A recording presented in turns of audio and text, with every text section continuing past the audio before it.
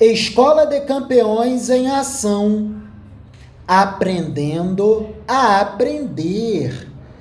Dentro do contexto maior que é as narrativas da história de José do Egito, trabalharemos a leitura de trecho deste maravilhoso livro, Ferramentas para a Moderna Gestão Empresarial.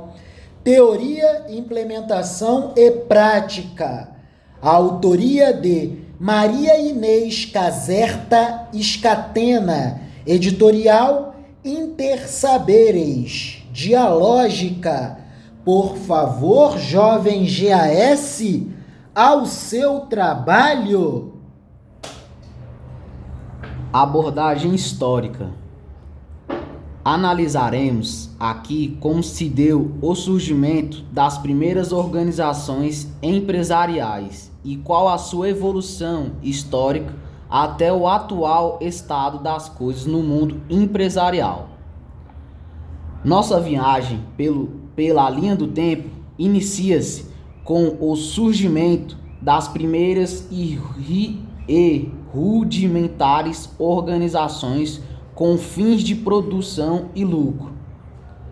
A história mundial presenciou duas grandes e importantes revoluções industriais, ocorridas a partir da Grã-Bretanha.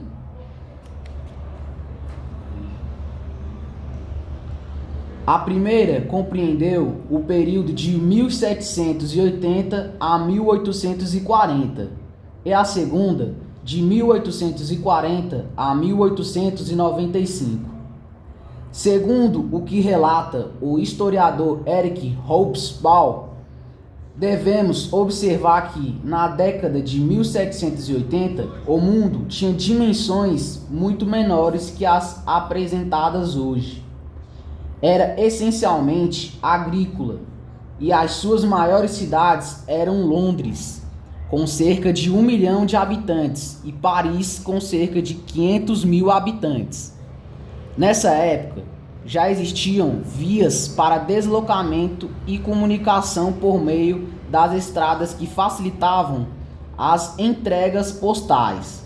Porém, o transporte de pessoas e mercadorias ainda era precário. Antes da revolução das ferrovias, o meio de transporte humano e de cargas mais acessível e rápido era o hidroviário.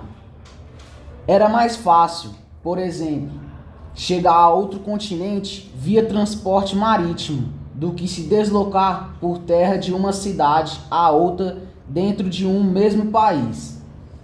Para entendermos melhor essa questão, devemos voltar um pouco no tempo, quando os camponeses trabalhavam para os grandes proprietários de terra, os quais acumulavam riquezas por meio destas.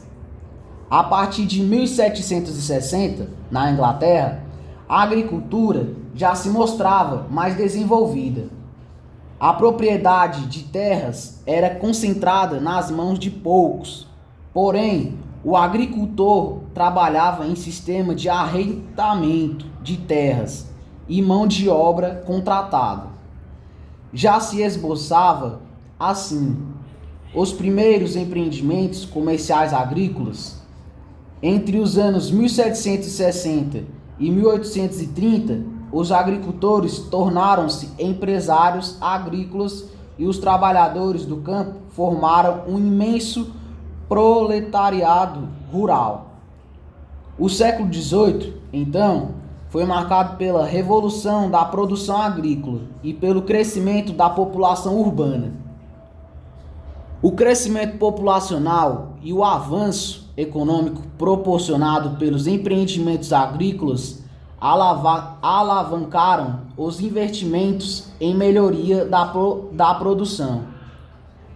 As implementações de máquinas para a agricultura fizeram com que boa parte dos trabalhadores agrícolas migrasse para as cidades em busca de trabalho, o qual havia ficado escasso no campo. Maravilha! Por favor, jovem abençoado, Toma um fôlego, respira um pouco, a leitura está excelente e prossiga, por favor. A primeira revolução industrial foi fruto da evasão do homem do campo e da mão de obra dos artesãos, os quais passaram a vender a sua força de trabalho para os proprietários das indústrias, que eram, a partir desse instante histórico, os detentores dos meios de produção, através da contratação de mão de obra para a operação das máquinas. Os capitalistas começaram a acumular lucros pelos aumentos de volume de produção. É o início da sistematização, da padronização do trabalho, que aumenta a velocidade de produção por dividir as tarefas em pequenas subtarefas.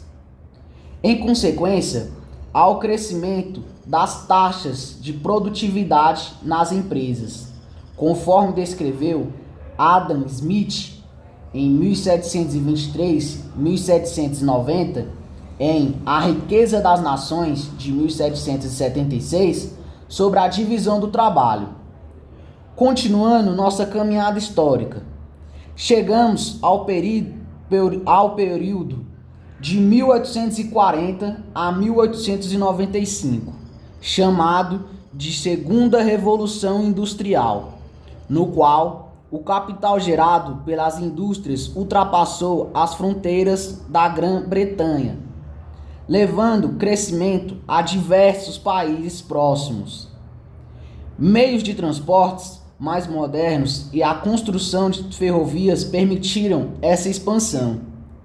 O capital abundante proporcionava também novas invenções, fazendo com que a mecanização das organizações fabris resultasse em maior aumento de produção e redução de custos. Como consequência da Revolução Industrial, as empresas cresceram de modo desorganizado. O despreparo dos empresários diante dessa nova ordem econômica foi um molde para o surgimento da escola classe da administração.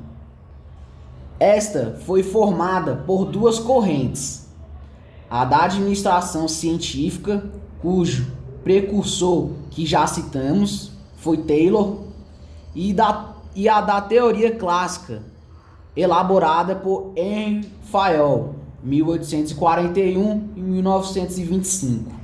Maravilha! Vira a capa novamente deste magnânimo livro, por favor, jovem abençoado. Ferramentas para a moderna gestão empresarial. Teoria, implementação e prática. A autoria de Maria Inês Caserta Scatena. Editorial Intersaberes. Dialógica. Com certeza, se estivesse entre nós, José do Egito estaria lendo sobre isto. As coisas da teoria geral da administração e da gestão empresarial. Maravilha! Escola de Campeões em Ação, aprendendo a aprender, buscando inspiração divina na narrativa da história de José do Egito.